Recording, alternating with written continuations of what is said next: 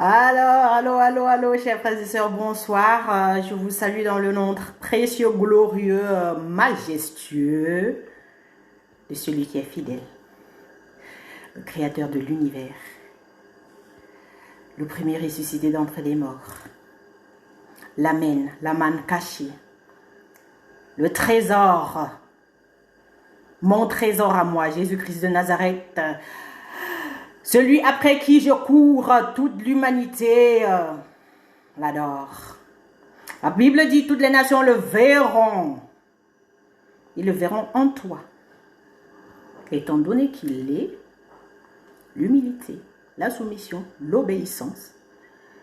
La parole de Dieu nous dit que le monde est en train de souffrir, gémir, attendant les révélations qui viennent des fils de Dieu. Alléluia,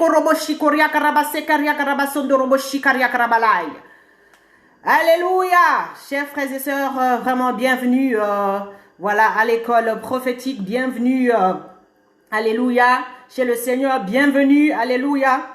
Je vous salue dans le nom précieux de notre Seigneur Jésus-Christ. Merci Seigneur pour ce temps que tu nous accordes. Père, tu es grand, tu es fidèle, tu es le roi de gloire. Alléluia. Excusez-moi. Portes éternelles, élevées volanto, pour que le roi de gloire fasse son entrée. Mais qui est ce roi de gloire? C'est l'Éternel, fort dans les combats. L'Éternel des armées. Alléluia, Jésus-Christ, celui qui passe son armée en revue chaque matin. Alléluia, il est le lion de la tribu de Juda. Quand il combat, il est El Shaddai, le Dieu de toute force, le Dieu de toute puissance. Alléluia, c'est pas un esprit de timidité qu'il nous a donné, mais c'est un esprit de force, de courage et de sagesse. C'est avec beaucoup d'humilité, Seigneur, que je viens devant ton trône de majesté te dire merci et te demander le secours, parce que le secours ne vient que de toi qui as créé les cieux et la terre. Je ne peux rien faire sans toi. Saint-Esprit de Dieu, je vais disparaître afin que toi tu croisses en moi, pour que l'évangile soit vraiment prêché à ta manière, Seigneur. Je ne veux aucune parcelle de gloire. Alléluia, il s'agit de ton business, Seigneur. Jésus-Christ à 12 ans, il dit à ses parents, pourquoi me cherchez-vous? Pourquoi me cherchez-vous? Je m'occupe des affaires de mon Père. Alléluia, j'aimerais vraiment que tu m'utilises pour faire ce que tu veux, Seigneur, parce que je suis créé pour toi. Alléluia. Qui d'entre vous qui me regardez ce soir sait que le Seigneur l'a créé pour sa gloire à lui? Moi, je suis la première. Je sais que le Seigneur ne m'a pas créé juste pour rien. Je suis sur la terre pour un but bien précis. Je suis sur la terre pour apporter la lumière. Jésus-Christ dit, alléluia, vous êtes le sel de la terre, vous êtes la lumière du monde. Alléluia. Et si une lampe est allumée, elle ne va pas être cachée sur le boisseau. On va la mettre à la montagne, afin que la lumière puisse éclairer toute la ville. Amen. Donc, si tu es la lumière du monde, le Seigneur aimerait que tu éclaires les autres. Amen. Par sa parole, par ton comportement. Si tu es le sel de la terre, le Seigneur aimerait que tu donnes du goût à la vie des autres. Saint-Esprit, glorieux Saint-Esprit, marvelous Holy Spirit, magnificent God. Oh, rikaroboshi, koroboshi, ndaria karabase, koroboshi. Abba Père. Abba Père. Nous venons dans ta maison et nous nous assemblons pour t'adorer. Nous venons dans ta maison et nous nous rassemblons pour t'adorer. Nous venons dans ta maison et nous nous rassemblons pour t'adorer, Jésus. Oh bah, t'adorer, te louer, Seigneur. Tu nous donnes ta justice et tu nous as franchis pour t'adorer, Jésus. Tu nous donnes ta justice et tu nous as franchis pour t'adorer. Tu nous donnes ta justice et tu nous as franchis pour t'adorer, Yeshua. T'adorer, te louer, Seigneur. T'adorer, te louer, Seigneur. Alléluia, nous acclamons le Saint-Esprit. Merci Père. Alléluia, Seigneur, tu nous as créés pour t'adorer. Tu nous as franchis tous les jours de l'esclavage du péché pour que nous puissions t'adorer. Le peuple d'Israël a été sauvé des mains du Pharaon parce que Dieu voulait qu'ils aillent au désert adorer Dieu. Amen. Et chaque fois que Dieu te délivre de quelque chose, alléluia, c'est pour que tu ailles l'adorer. C'est pas pour que toi, tu recommences à faire ce que tu faisais avant. Non. Quand Dieu t'a délivré, quand il t'a libéré d'un péché, d'un comportement, du passé, d'un sale caractère, alléluia, c'est pour que toi, tu viennes l'adorer, reconnaître qui il est. Alléluia, il est grand le Seigneur, il est fort, merci Seigneur, parce que toi, tu me délivres tous les jours. Alléluia. La délivrance, ça se fait sur toute une vie. Si quelqu'un te dit, ouais, bah, je suis déjà bien, personne n'est parfaite. Dieu nous amène vers la perfection parce qu'il est en train de marcher avec nous. Il y a un livre dans la Bible qui s'appelle Exode. Parce que Dieu se déplace, il se meut avec son peuple. Dieu, il a un peuple spirituel qui s'appelle Israël. Israël, c'est pas les Israélites que vous voyez. Le peuple d'Israël, c'est le peuple que Dieu a choisi. Il a choisi ce peuple et il a mis ce peuple spirituel. Il a mis ce peuple à part pour sa gloire. Si tu peux faire partie du peuple d'Israël, alléluia, parce qu'on parle d'un Dieu d'Israël, amen, le Dieu d'Abraham, d'Isaac et de Jacob, parce que Abraham étant le père de la foi, alléluia, Jésus-Christ dit, je suis la semence d'Abraham. Alors si toi tu reconnais aussi que tu es la semence d'Abraham, qui est le père de la foi, avec qui Dieu il a commencé la foi, parce que ta foi, alléluia, vient aussi du fait que toi tu fais, que tu sois le descendant d'Abraham. Alléluia. Donc voilà, tu peux applaudir, tu peux acclamer le Seigneur si tu reconnais que tu es, alléluia, un fils d'Israël. Amen. Que le Seigneur soit glorifié dans vos vies, dans le nom puissant de Jésus-Christ. Sans plus tarder, je vais aller dans la parole de Dieu. Alléluia, Seigneur. Vraiment, c'est avec beaucoup d'humilité que je vais aller lire ce passage dans le livre de Jean. Amen. Jean 9 au verset 1, à partir du verset 1. Alléluia. Aujourd'hui, nous allons parler de l'humilité. L'humilité précède la gloire. Amen. Alléluia. Jean 9. Jésus vit en passant un homme aveugle de naissance. Ses disciples lui posèrent cette question. Maître, qui a péché? Cet homme ou ses parents pour qu'il soit né aveugle? Alléluia. Jésus répondit, ce n'est pas que lui ou ses parents aient péché, mais c'est afin que les œuvres de Dieu soient révélées en lui. Il faut que je fasse, tant qu'il fait jour, les œuvres de celui qui m'a envoyé. La nuit vient où personne ne peut travailler pendant que je suis dans le monde. Je suis la lumière du monde. Alléluia. Après avoir dit cela, Jésus cracha par terre et fit de la boue avec sa salive, puis il appliqua cette boue sur ses yeux, sur les yeux de l'aveugle, et lui dit, va te laver les yeux, va te laver au bassin de Siloué, non qui signifie envoyer. Alléluia. Il y alla dans, se lava et revint voyant clair. Alléluia. Moi, je vais m'arrêter là. La guérison d'un aveugle-né. Amen. Nous allons voir ici un aveugle qui est né comme ça. Et comme il y a toujours les accusations qui pleuvent à gauche, à droite, quand il y a une situation que nous ne comprenons pas, les gens, au lieu, alléluia, d'aller consulter l'Éternel, ils vont commencer à te coller une étiquette pour dire que c'est la faute à tel. Et toi-même qui es aveugle ou bien tu as une situation difficile, tu vas commencer à accuser tel. Pourtant, ce n'est ni la faute de l'un, ni la faute de l'autre. Ce n'est ni la faute de l'aveugle ici, qui est né aveugle. C'est pas lui qui a choisi d'être aveugle. Alléluia. Ce n'est pas la faute de ses parents. C'est juste pour que Dieu il se glorifie. Alléluia. Donc, il y a des situations dans nos vies qui sont là pour glorifier le Seigneur. Cette chose ne va pas te tuer. Dieu veut juste ouvrir tes yeux. Il t'a laissé comme ça pendant des années et tu es né peut-être comme ça, avec cet handicap, avec ce manque de compréhension de certaines choses, avec ce manque de sagesse, avec ce manque-là que tu as. Alléluia, il ne faut pas te plaindre de ton manque. Amen. Ce n'est ni la faute de tes parents, ni la faute de ton mari, ni la faute de tes enfants. Il s'agit de la gloire du Seigneur. Parce que nous sommes nés, nous sommes créés pour glorifier le Seigneur, pour voir ses œuvres. Autant convenable que Jésus-Christ vienne dans notre vie, changer cette situation, c'est encore lui qui a le dernier mot.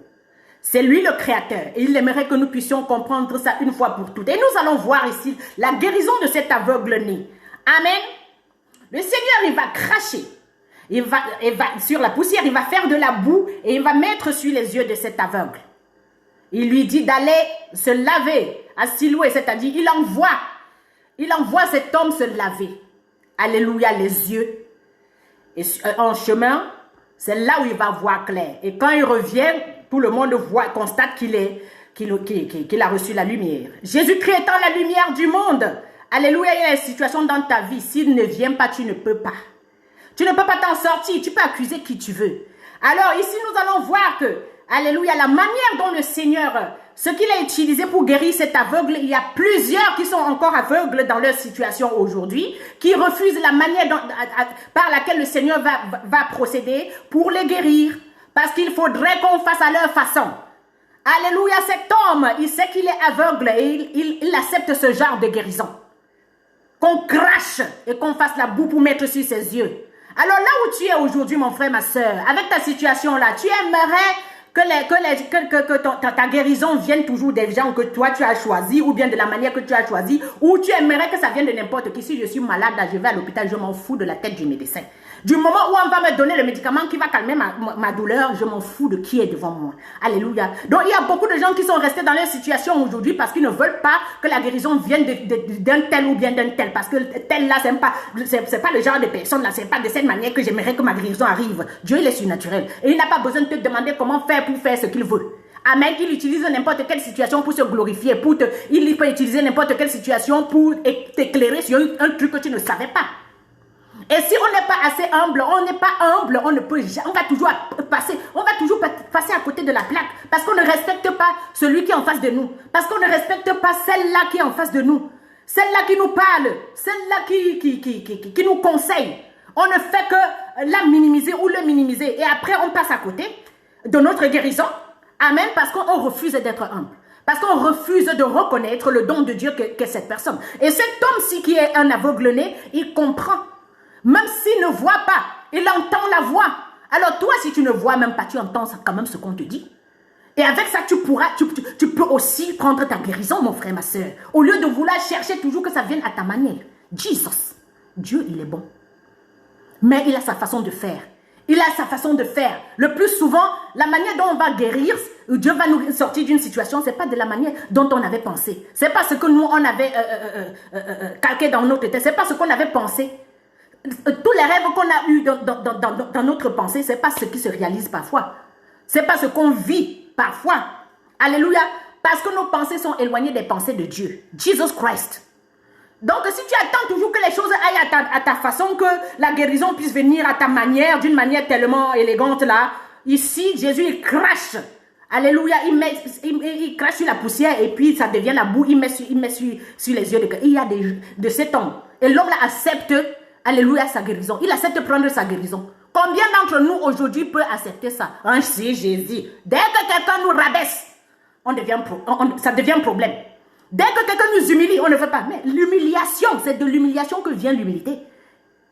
Parce que quand nous sommes tellement orgueilleux, alléluia, l'aveuglement peut être l'orgueil qui est dans ta vie, qui t'empêche de voir la réalité, de comprendre que la vie, elle n'est pas comme tu penses, mon frère, ma soeur.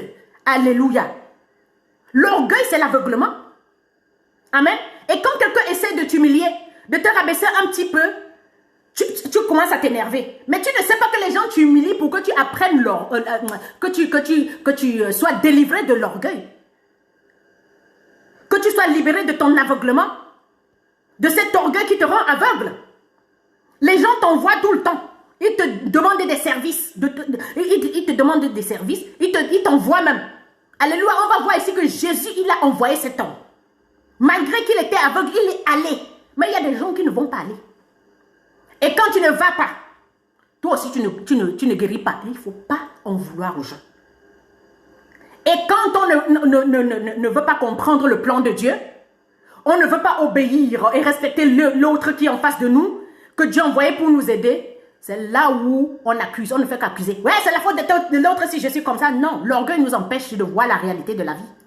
L'orgueil nous rend aveugles sur le fait qu'on se comporte toujours comme les enfants. L'orgueilleux, c'est quelqu'un qui se comporte comme un enfant, il ne veut jamais rendre un service.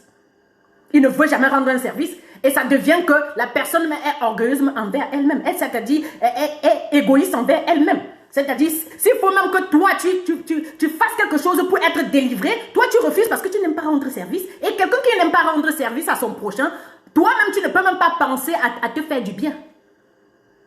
Quand tu ne fais pas pour l'autre, Dieu ne peut même pas t'ouvrir l'intelligence pour que tu te fasses du bien. Parce qu'en fait, tu ne penses pas à ton prochain. Amen. C'est quand tu fais pour l'autre que Dieu te guérit. Jesus Christ. Alors maintenant, cet homme va se lever et accepter ce que Jésus-Christ lui est en train de lui dire. Amen. Donc il obéit à Jésus qu'il ne connaît même pas. Il est humble devant cet homme qu'il ne connaît pas. Et malgré qu'il soit aveugle, parce que quand il a fini de cracher, il a mis la bouche sur ses yeux, il n'a pas commencé à voir là. Mais malgré qu'il n'ait même pas commencé à voir, il a quand même obéi à ce que Jésus-Christ lui a dit. Il y a les gens qui n'obéissent pas, qui accusent leurs parents, qui accusent toute leur famille, qui accusent leurs enfants, qui accusent leurs collègues, qui accusent tout le monde, leur mari ou bien leur fiancé ou leur copain ou bien leur copine. Alléluia. Alors qu'il y a une situation, là, on est en train de t'expliquer comment faire pour t'en sortir. Tu dis que c'est trop difficile pour toi, que tu ne peux pas prendre ça, ton orgueil est en train de te tuer, mon frère, ma soeur. Je suis en train de te rappeler, l'humilité précède la gloire. Tu ne peux pas voir la gloire de Dieu, c'est-à-dire tu ne peux pas avoir la réponse à cette question. Tu ne vas pas t'en sortir de cette situation. Tu aimerais que la réponse vienne à ta manière et que les gens se comportent comme tu aimerais. Alléluia, parfois, la réponse à ta question, la solution à tes problèmes, ça vient comme une gifle. Ça vient dans l'opposition. Ça vient avec l'opposition. Ça vient avec un rejet. Ça vient avec quelqu'un qui te quitte. Pour que tu te découvres. Pour que tu sois capable de comprendre que tu peux faire telle ou telle chose. Tu peux même marcher dans l'obscurité. C'est-à-dire que tu ne vois pas comme cet homme. Tu es capable de faire ça seul. Alléluia. Jésus n'a pas tenu cet homme par sa main. Il est allé lui-même. Parce qu'il était décidé de guérir. Il y a des gens qui ne sont même pas décidés. Alors que l'homme-ci était né, il est né aveugle. Ah, il y a des gens qui sont handicapés, ils se plaisent, ils se complaisent dans cet handicap. Pour être des mendiants. Parce que cet homme, il mendiait. Si on peut lire un petit peu plus loin. Maintenant, quand il commence à voir, il est guéri de son aveuglement. Les gens qui l'ont vu mendier sont étonnés. Il dit que oui, il leur donne le témoignage que c'est Jésus qui l'a guéri. Alléluia. Il mendiait comment? C'est quoi la mendicité? Quand on est aveugle quelque part, dans un domaine de notre vie, si on est aveugle émotionnellement, aime-moi. Ouais, c'est à cause de toi que je suis comme ça. Si tu m'aimais, si tu m'avais élevé, si tu me donnais l'argent, je ne serais pas comme ça. Si ma mère était présente, si elle m'avait aimé, je ne serais pas comme ça. Mendicité. L'homme a pris la décision ce jour-là que ça suffit, je suis né dans la mendicité là. Amen. Je vais m'en sortir. Oh. Est-ce que tu as pris la décision de sortir de ta situation? C'est toi qui décides. Oh. Personne n'a dit à l'homme si. Il a entendu. Être aveugle, ça ne veut pas dire que tu n'as pas les oreilles. Il a entendu que Jésus-Christ passait. Alléluia. Et même les disciples de Jésus-Christ lui demandent, maître, qui a péché pour qu'il soit comme ça? Parce que quand quelqu'un est dans une situation qui est critique et qui ne change jamais, les gens cherchent le coupable. Et quand on cherche le coupable, celui qui est mendiant, c'est-à-dire qui se complaît de sa situation d'aveuglement, Jesus, d'aveugle, il est content de rester dans cette situation-là. S'il accepte ce que les gens ils disent, ouais, c'est elle qui lui a fait ça. C'est parce que son père ne l'a pas élevé. C'est parce que maman n'était pas présente. C'est parce que moi j'ai été élevée par ma tante. C'est parce que ma grande soeur m'a abandonnée. C'est parce que ma soeur ne m'a pas donné l'argent. C'est parce que mon mari ne m'a pas aimé assez. C'est parce que ma femme, elle est incapable de faire ci. Tu es venu sur la terre pour t'accrocher sur qui? L'homme, s'il est né dans l'aveuglement, est-ce que ses parents sont là? Il a rencontré Jésus seul. Donc, c'est seul que tu vas prendre la décision de guérir. C'est pour ça que les gens te quittent. Amen. Tu as déjà tellement accusé les gens que maintenant, tout le monde te quitte. Tu ne sais plus qui accuser. Alors, tu es face à face avec ta vie maintenant. Face to face with your life. Face to face. Alléluia. Devant le Seigneur. Et c'est à toi de prendre la décision si tu vas guérir ou pas. Et ce n'est pas à toi de choisir de quelle manière tu vas guérir. C'est encore à Dieu de choisir. Et puisqu'il sait que tu es orgueilleux ou orgueilleuse, il va te casser avec une manière là. Et si tu acceptes ça, tu vas guérir. Donc voilà, j'accepte la guérison, peu importe d'où ça vient. C'est pour ça que je suis assise ici. Je prêche là parce que ça me casse tout le temps. On me casse, on me ridiculise, on me rabaisse. Alléluia, je n'essaye pas de m'élever. Si je m'élève, je n'aurai aucune sagesse. La sagesse vient seulement quand on peut se rabaisser et écouter l'autre là qui n'est pas forcément du même avis que nous, qui ne pense pas forcément comme nous, qui ne vient pas du même pays que nous.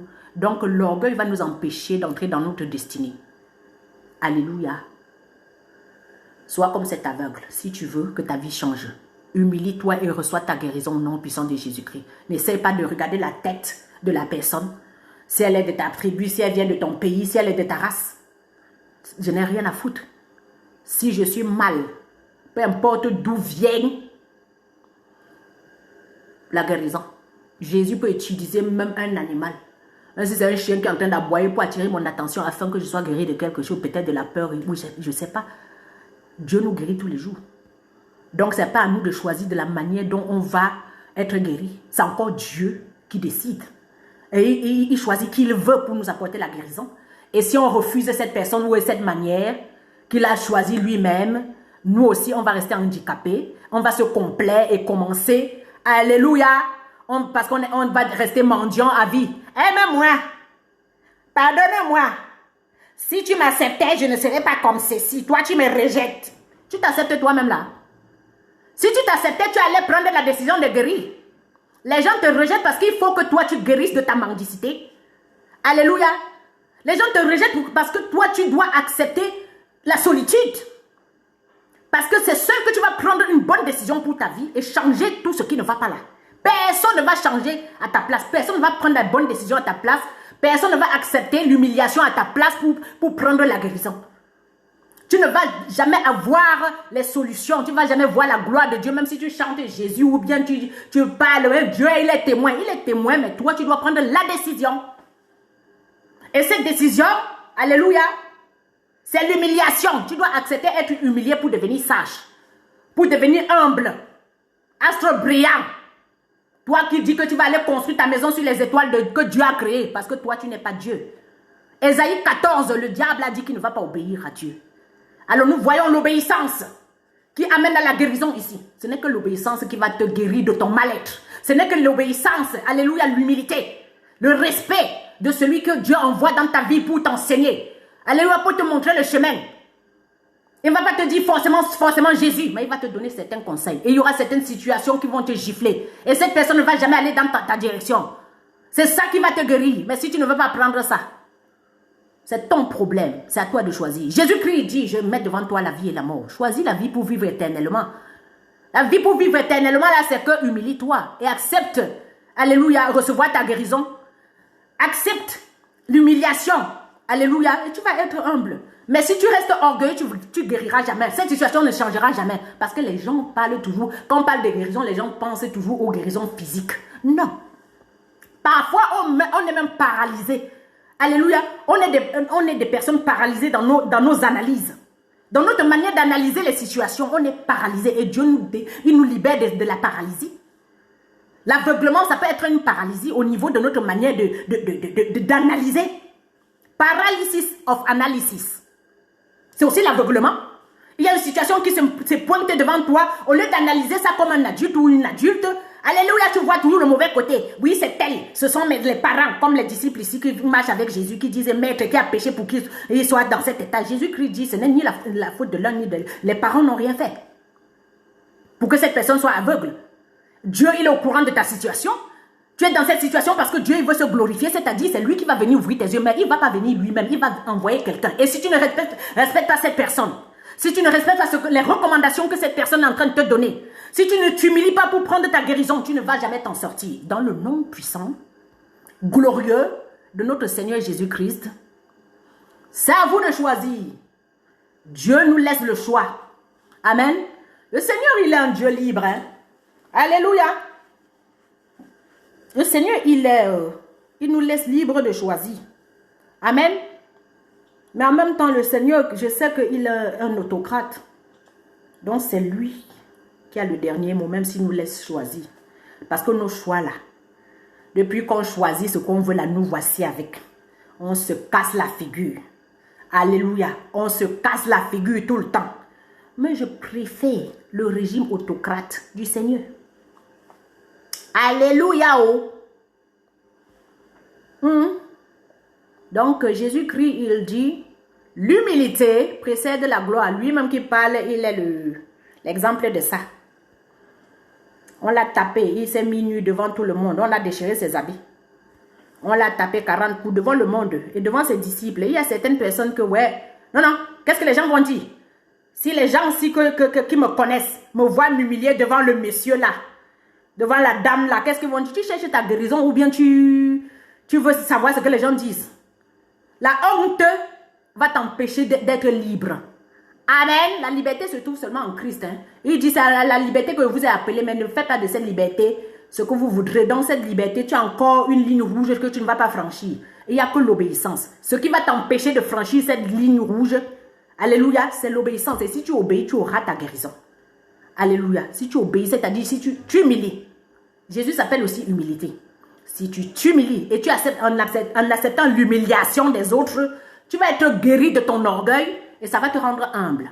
Donc Dieu nous appelle à devenir humble. Et les humiliations vont venir nous gifler chaque fois. Les gens vont nous rejeter chaque fois. Ils vont nous rabaisser jusqu'à ce qu'on comprenne. Si on ne veut pas comprendre, les mêmes situations vont continuer, alléluia, à perdurer jusqu'à ce qu'on accepte.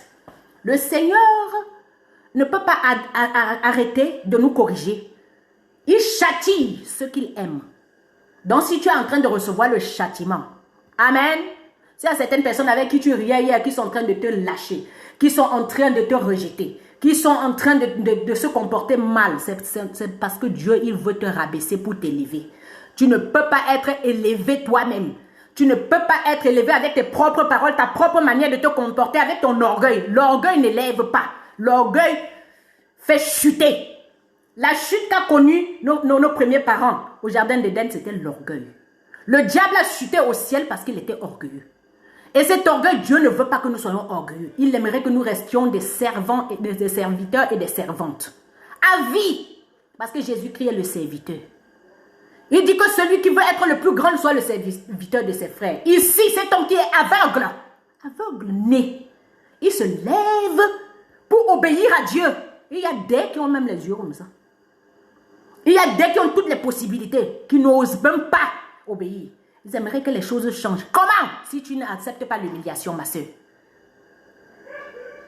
Tu n'acceptes pas l'humiliation, tu ne seras jamais humble. Et tant que tu restes orgueilleux, Dieu aussi te résiste. La Bible dit, Dieu résiste aux orgueilleux, il fait grâce aux humbles. Amen. Donc ne jalouse pas ton frère qui s'humilie, qui se rabaisse tout le temps, qui se fait piétiner, qui se fait engueuler. N'en veux pas. Ne lui en veux pas. Ne jalouse pas cette personne-là. Alléluia.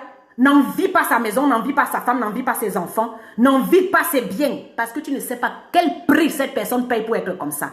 Donc si tu n'es pas capable d'accepter l'humiliation même en public, Jesus, ou bien même dans ta maison, ou que ce soit en public ou dans ta maison, cet homme, il était en public là. Il était dans la rue en train de mentir. C'est aveugle. Donc toi qui ne veux rien, toi qui ne veux même pas, si on te donne, on te dit une petite parole qui ne va pas dans ton sens, te voilà. Tu es déjà en colère. Parce que l'orgueil, ton orgueil est monté jusqu'ici. Astre brillant, tu vas chuter. Ce n'est pas avec ça que tu peux gagner les combats. Ce n'est pas avec ce comportement qu'on peut, alléluia, réussir. Ce n'est pas avec ce comportement que tu peux garder un homme ou une femme. Ce n'est pas avec ce comportement que tu peux garder un travail. Ce n'est pas avec ce comportement-là Cet orgueil-là va te faire perdre des personnes chères, perdre, alléluia, le travail que tu as t'es battu pour garder. Mais ton comportement d'orgueilleux va t'empêcher de garder. Quand on est orgueilleux, on perd tout. Alors cet homme, il a pris la décision de ne plus être aveugle. Alors qu'il est né avec ça. Nous tous, nous sommes nés dans le péché, conçus dans l'iniquité, mais Dieu veut que la vérité soit au-dedans de nous. Donc, c'est chaque jour qu'on est délivré de quelque chose. Et si tu veux faire comme cet homme qui est dans la Bible, qui a dit, malgré que je sois né comme ça, je ne veux pas rester comme ça. Prends la décision si tu veux aujourd'hui. Tu sais très bien de quelle famille tu es venu. Et tu dis, cette malédiction ne va pas continuer à me suivre. Je suis né dans cet aveuglement, dans cet orgueil. Cette malédiction ne va pas me suivre. Je refuse ça au nom de Jésus-Christ. Et quand tu vois quelqu'un qui est en face de toi qui t'apporte la solution, ça c'est Jésus. Il ne faut pas le chercher loin. Mais il va t'apporter une solution d'une manière que toi, tu n'as même pas imaginé. Et si tu es orgueilleux, tu ne vas pas prendre. Sois humble et vois la gloire du Seigneur dans ta vie. Et aie aussi la solution à ton problème. Alléluia, il y a des gens qui, quand ils te voient, ils vont même cracher par terre. Si tu ne dis rien, tu les respectes. Ah oui, je vous dis ce que j'ai vu. Hein. J'ai vécu. Hein. Tu les respectes. Après, j'ai vu le monsieur là me faire la révérence. Après vous, madame, j'étais en train de monter dans le bus. Après vous, il m'a respecté après. Mais si tu te mets à dire, ouais, pourquoi tu craches machin truc là? Ça se passe dans notre vie tous les jours. Dieu nous teste chaque fois pour voir. Et là, quand je suis entrée dans le bus, là où je suis allée, j'ai découvert quelque chose que si, alléluia, je me bagarrais avec cet homme ou bien je l'engueulais, je n'allais jamais découvrir ça. Parce que quand tu respectes l'autre qui est en face de toi, alléluia, ça te donne la révélation pour la prochaine étape. La révélation, ce n'est rien d'autre que la sagesse. Si tu manques de sagesse, demande à Dieu. Amen. Mais ce n'est que dans l'humilité que tu vas recevoir la sagesse. Sans sagesse, tu ne peux rien construire. Rien ne peut tenir. Mais la sagesse vient seulement de l'humiliation et qui t'amène à être humble. Et quand tu es humble, tout le monde peut te garder. Tu peux traiter, tu peux faire le business avec tout le monde sur la terre. Amen. Que le Seigneur soit glorifié dans vos vies, dans le nom puissant de Jésus-Christ. Amen.